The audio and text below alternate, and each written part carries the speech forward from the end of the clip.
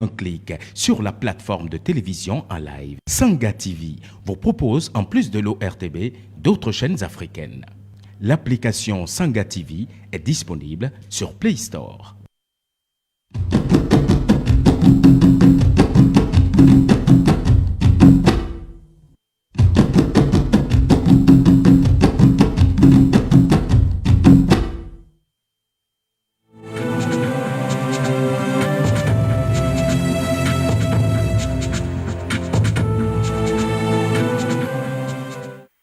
Bonjour à tous, bienvenue dans le 13h de l'ORTB. Le sommaire, c'est tout de suite.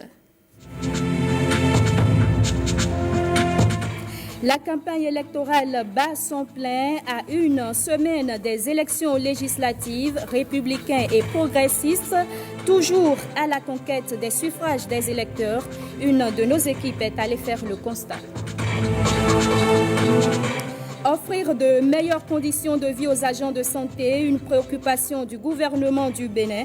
Le ministre de la Santé a donné un point de presse pour expliquer les 2 décrets validés en Conseil des ministres dernier.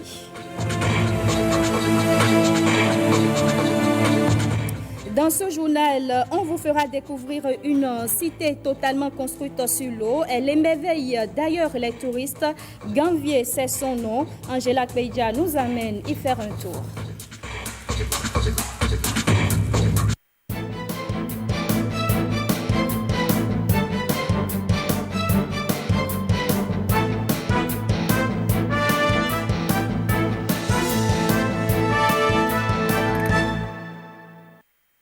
Nous sommes à une semaine des élections législatives et la campagne électorale se fait de plus en plus sentir dans la 6e circonscription électorale, notamment à Abomey-Calavi et environ. William Aguiar et Wenceslas Aroymont sont allés faire le constat de la bataille entre républicains et progressistes. Voici leur reportage.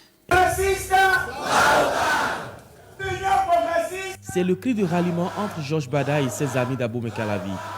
Ils sont venus témoigner leur soutien à celui qui tient la liste des progressistes dans la 6e circonscription électorale de la vague jaune. Nous avons fait cette coordination juste pour le soutenir parce que nous étions avec lui dans un parti qui n'existe plus aujourd'hui. Mais dans ce parti, on le soutenait toutes les fois et on était des amis. Pour qu'il sente que nous sommes toujours avec lui, nous nous sommes démasqués un peu du jour pour lui prouver que nous sommes toujours avec lui. C'est pourquoi nous avons formé cette coordination pour lui prouver davantage notre détermination à le soutenir. Des amis qui se tiennent par les mains pour renouveler l'union et l'unité d'action autour de leur candidat. Pour le développement de notre pays, c'est l'union progressiste. Pour le développement de la 6e circonscription, c'est l'union progressiste. Pour le développement de notre Abomey-Calavi, c'est l'union progressiste. Si vous êtes d'accord, à partir de ce moment, vous devez porter la bonne nouvelle pour que le 28 avril, tout le monde sorte sans peur pour s'exprimer. Je voudrais rassurer tous ceux qui ont mis ce badge, qu'ils appellent les amis de Georges Bada. Je suis fier de vous. Même message devant le collectif des artisans de la commune d'Abomey-Calavi et les populations de l'arrondissement de Ouedo. L'Union progressiste vise les 4 sièges de la commune. 4 sièges que convoite également son challenger, le bloc républicain, difficile à retrouver dès les premiers jours de la campagne et qui s'affiche désormais comme le cheval gagnant, avec de plus jeunes candidats retrouvés ici face aux populations de Dekoungbe dans l'arrondissement de Godomé. Bien sûr, nous sommes venus à Dekoungbe ce soir pour dire aux populations de Dekoungbe ce que nous voulons faire, ce que nous comptons faire à l'Assemblée nationale. Vous savez, aujourd'hui, le bloc républicain, c'est le bloc le plus représentatif au niveau de la jeunesse. Et il faut qu'on vienne expliquer pourquoi ce choix, pourquoi ils doivent choisir le bloc républicain, pour quel intérêt ils doivent le faire. Et c'est ça qui nous amène. Dans peu de jours, ils seront appelés à aller aux urnes. C'est le moment plus que jamais de prouver, bien sûr, à l'opinion publique qu'il est temps de faire confiance à la jeunesse, qu'il est temps de faire avec la jeunesse, qu'il est temps de renouveler la classe politique de notre circonscription. Et puisque ce n'est pas une affaire individuelle, je voudrais compter sur chacun d'eux, je voudrais compter sur tout le monde. À une semaine du scrutin du 28 avril prochain, la fièvre électorale emballe la 6e circonscription électorale. Progressistes et républicains appellent les électeurs à exprimer leur vote sans peur et dans la tranquillité. Grand rassemblement ce samedi à Niki. Les candidats du bloc républicain de la 7e circonscription électorale sont allés parler aux citoyens de cette zone. Ils veulent convaincre les populations de ce que le meilleur choix à faire le 28 avril prochain est celui du cheval blanc. Silver Savi pour le compte rendu.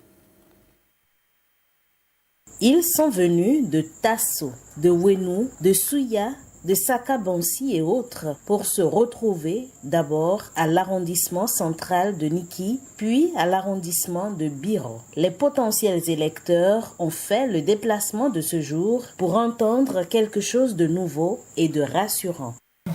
Ce qui nous tient à cœur dans notre commune ici, c'est surtout les conflits agriculteurs-éleveurs, parce que nos populations sont des agro-pasteurs et il y a beaucoup de conflits entre agriculteurs et éleveurs.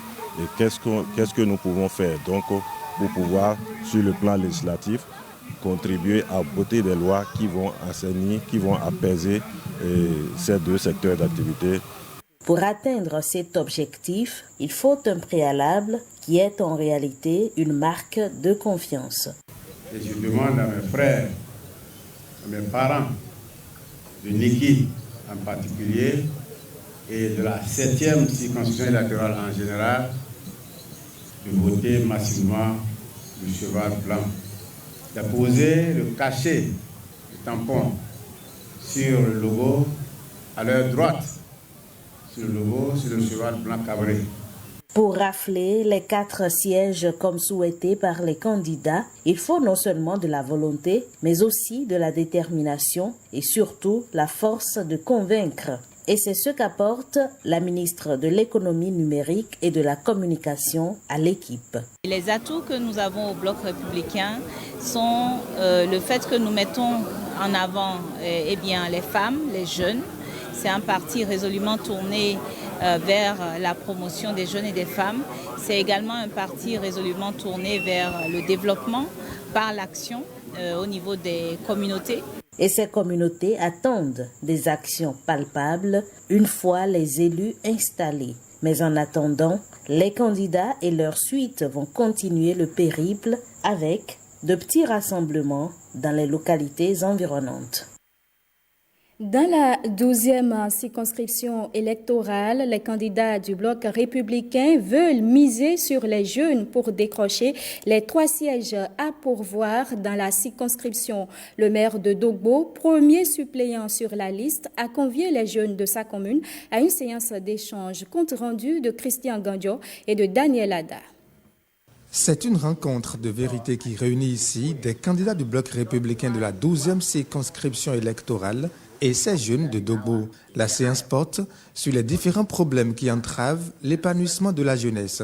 On a initié cette rencontre parce que, vous savez, nous, dans notre vision au niveau du bloc républicain, il faut préparer la relève.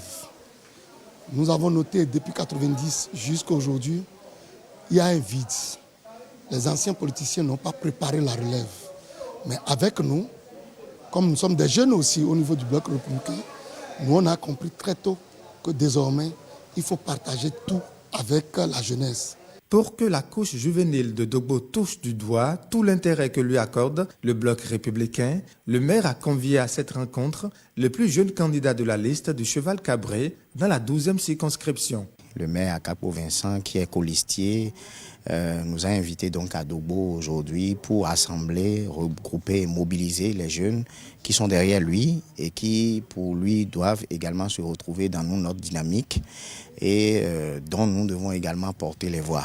Donc aujourd'hui, cette rencontre est une rencontre de synergie, de mise en symbiose des équipes et qui permettent donc aux jeunes de savoir que moi, J. Sossou, si Dieu bénit et que je suis élu, donc je serai également leur représentant. Et que par rapport à cela, ils n'ont pas à s'inquiéter, ils ont plutôt à mouiller les maillots à battre campagne de façon formidable pour que nous ayons une victoire retentissante. Au cours de la réunion, les jeunes ont pris la parole pour exprimer leurs attentes.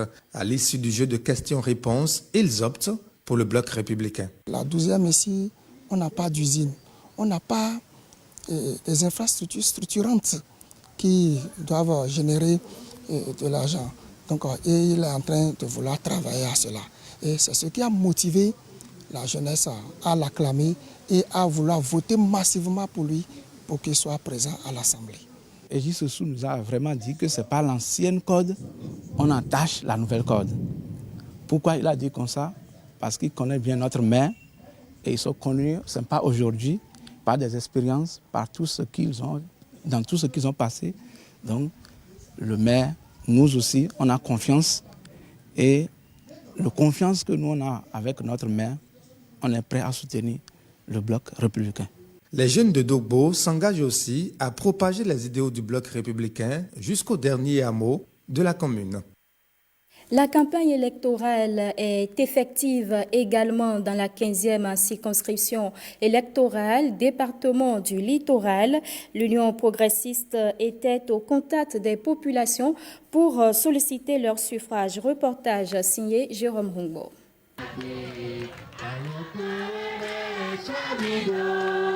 Apapa Dodomain, 15e circonscription électorale. Ici, l'Union progressiste a positionné un fils du terroir comme tête de liste. Delonix Djimeko Koglevi, chef d'arrondissement, aujourd'hui candidat, apporte le message d'espoir de son parti. C'est ce que nous avons dit depuis hier avec tous les candidats titulaires comme suppléants, où nous avons parcouru tous les arrondissements, les 89 quartiers de la 15e circonscription électorale. Nous remercions sincèrement le chef de l'État qui a placé en nous sa confiance. Vous avez pu constater avec nous que c'est la jeunesse. La jeunesse n'a pas du tout été oubliée, il a dit et il a fait. Nous voulons sincèrement remercier les uns et les autres et dire que autant que nous sommes, ces jeunes-là, toutes ces personnes qui sont sur cette liste-là, nous sommes partis pour défendre nos populations. Et la jeunesse qui est là aujourd'hui, moi je fais partie de cette jeunesse-là, où je viens de l'arrondissement et je suis ici au niveau de la législature pour pouvoir aller au niveau de l'Assemblée nationale. Nous allons contrer l'action gouvernementale. Que les gens ne pensent pas un instant que nous serons là-bas aujourd'hui comme des députés codiaux. Non, nous sommes là aujourd'hui pour contrer l'action gouvernementale. L'Union progressiste, ce n'est pas un parti seul contre un autre. Non, non, non, non, non. Les élections-ci, ce n'est pas seulement un match, ce n'est pas un match amical. C'est 80 formations et 60 formations et organisations politiques pratiquement là. Donc c'est 140 entités politiques qui vont aux élections. Les jeunes ont invité leurs candidats une fois à l'Assemblée nationale à être le défenseur de leur cause, tandis que les femmes se réjouissent des messages reçus.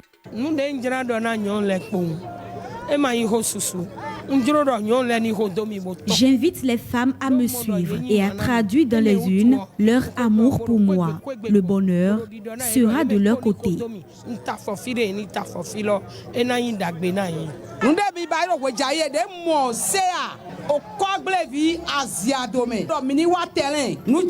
Cette séance avec le candidat est une bonne chose, qu'il lutte en faveur de l'emploi pour nos enfants. Nous avions peur. Mais dès ce jour, nous le rassurons de notre vote le 28 avril prochain, par la grâce de Jésus et de sa mère.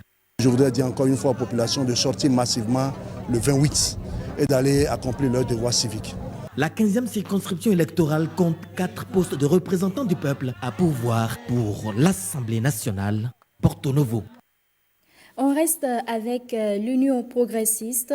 Le responsable aux activités politiques du parti dans le 11e arrondissement de Cotonou explique les raisons profondes du choix de son parti, le bloc républicain, pour les législatives d'avril 2019.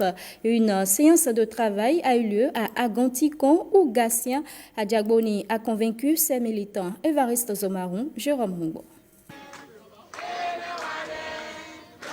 Gatien Sedami Kaomlan Adjagboni est 3e suppléant sur la liste de l'Union progressiste dans la 16e circonscription électorale. Après une semaine de campagne, le coordinateur du 11e arrondissement change de stratégie à la machine à conviction. Nous avons décidé de nous rapprocher plus des populations à la base. de descendre dans tous les quartiers du 11e arrondissement, puisque l'équipe que vous voyez avec moi est en charge des activités politiques dans le 11e arrondissement.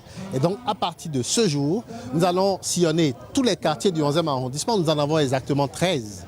Et nous allons aller échanger avec les populations, que ce soit les militants de l'Union progressiste et les non-militants, puisque le parti nous a inscrits dans 2 rôles.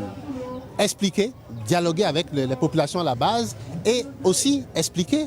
L'aspirant à la 8e législature a expliqué aux populations la procédure qui a conduit la Sénat à retenir seulement 2 partis politiques pour ce vote. Nous avons expliqué aux populations comment est-ce que nous en sommes arrivés à 2 partis politiques.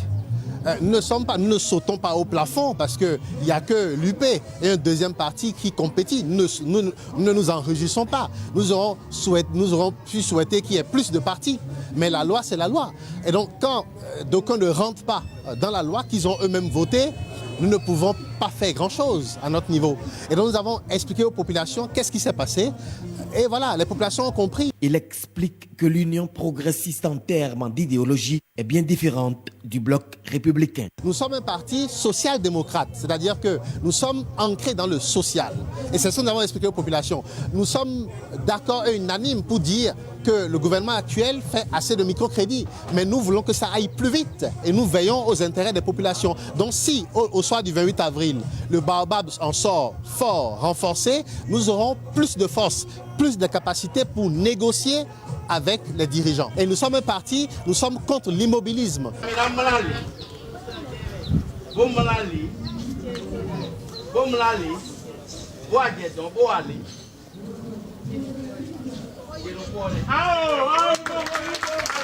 Le message que je lance aux militants et sympathisants de l'Union progressiste sur toute l'étendue du territoire national, c'est que le 28, sortez massivement. Rien ne va se passer, le vote se déroulera dans la paix et dans la quiétude. Et nous aurons le temps de rire ensemble et de constater la naissance du plus grand parti du Bénin, puisque nous constaterons au soir du 28 avril que l'ensemble de la population béninoise ira se réfugier sous le Baobab pour profiter de son ombrage. Gatien Adjagboni a rassuré les militants et curieux quant à l'aspect sécuritaire du vote du 28 avril prochain. Meeting de la candidate Olga Akitobi dans l'arrondissement de Sakété, la 3e sur la liste de l'Union progressiste dans la 12e circonscription électorale, a sorti la grosse artillerie lors de la cérémonie de présentation de l'équipe de coordination de sa campagne à travers les communes de Sakété, Ifanyi et Adjawere. Renaud Akakpo et Franck Gbedino. C'est devant cette foule en liesse que la candidate Olga Akitobi a effectué sa descente dans l'arène dans la commune de Sakété. 3e sur la liste de l'Union progressiste dans la 21e circonscription électorale, elle s'offre un bain de foule en tandem avec le député Louis Vlavonou, colistier et tête de liste. Cette sortie politique, à l'allure d'une démonstration de force, a soulevé la foule des grands jours. Devant ces populations fortement mobilisées, la candidate de l'Union progressiste a donné sa consigne de vote.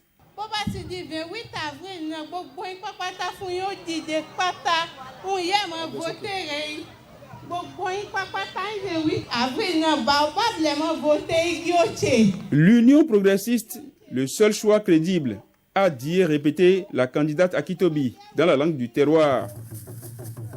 Cette cérémonie de présentation de la direction de campagne de la candidate est aussi l'occasion saisie par son colistier, tête de liste, pour évoquer les enjeux liés au scrutin du 28 avril. Pour nous, c'est 3 sur 3. Les 2 partis qui vont aux élections ne sont pas des frères siamois. Nous sommes des frères d'un même père et de mères différentes. Nous ne sommes pas les mêmes parce que nous n'avons pas les mêmes orientations. Nous n'avons pas les mêmes objectifs, nous n'aurons pas les mêmes projets de société, nous n'aurons pas les mêmes projets de législature. L'Union progressiste est de la gauche démocratique. Et par rapport à ça, nous, à l'Union progressiste, nous sommes un parti de masse. Les différents intervenants qui se sont succédés à la tribune n'ont pas tari d'éloges sur le parcours social de la candidate de l'Union progressiste. À 40 ans, L'opératrice économique s'est déjà illustrée à plusieurs occasions à travers ses actions caritatives. Pour la jeune génération, elle est l'une des femmes les plus baroudeuses que le département du Plateau ait connu et son entrée dans l'arène politique n'est rien d'autre que la réponse à un appel de l'électorat qu'il a ciblé en toute légitimité. Dans la commune de Sakété, il n'y en a pas deux. C'est une dame qui a le cœur pour la commune de Sakété. Nous allons travailler les mains dans les mains pour gagner ces élections-là. C'est le point de départ d'une campagne qu'elle souhaite intense et couronnée de réussite dans la 21e.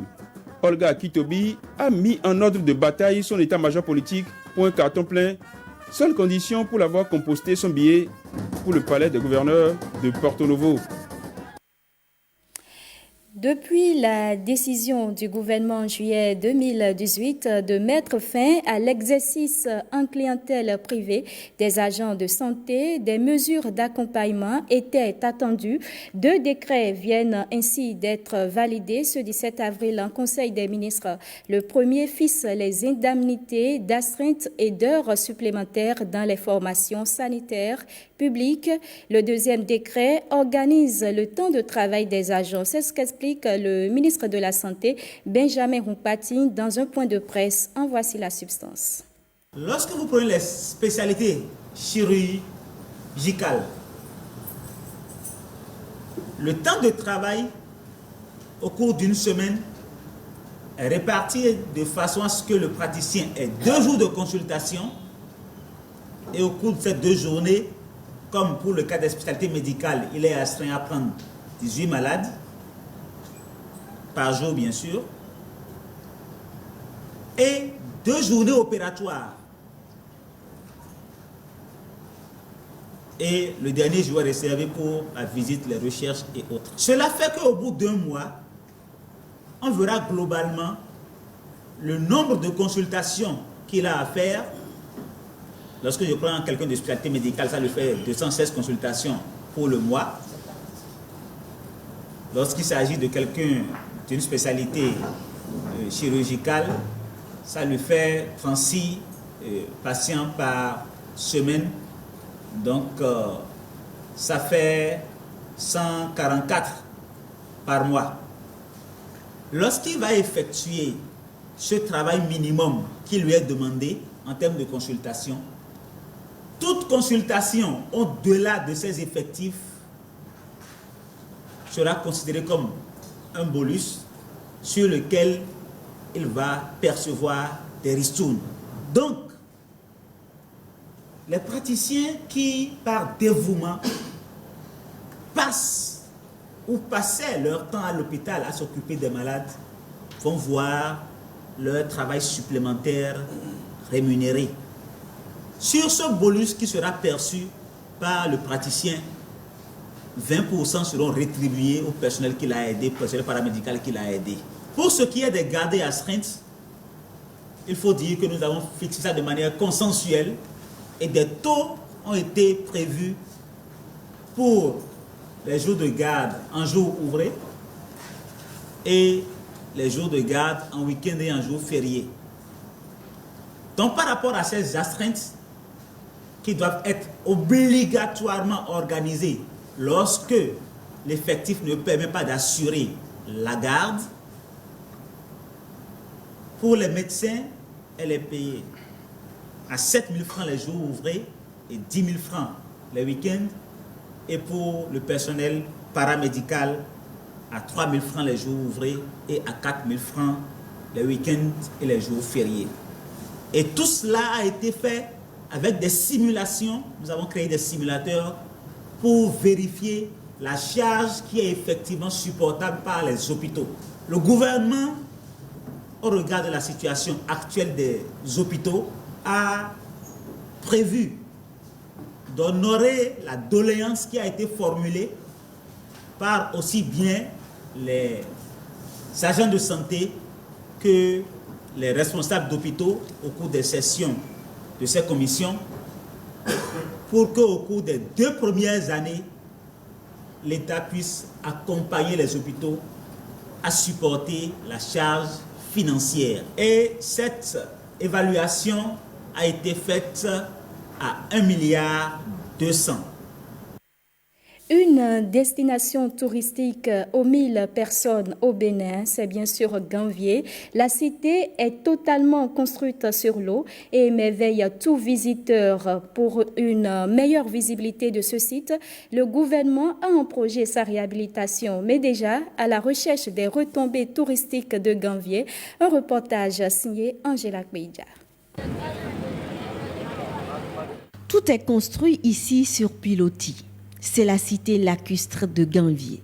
Ganvié ou sauvé de l'eau, en référence à l'épopée des autochtones qui, fuyant les guerres tribales, se sont installés sur l'eau.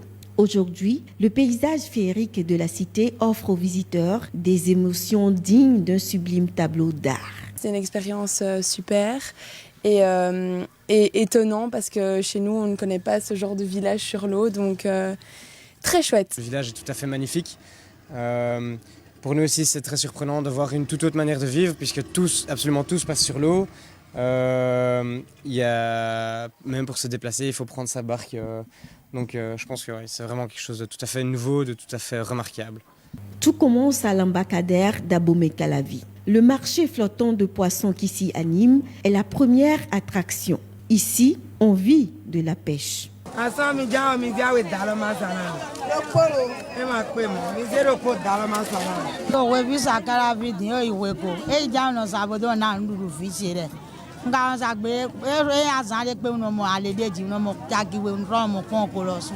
Pour visiter Ganvié, il faut pagayer.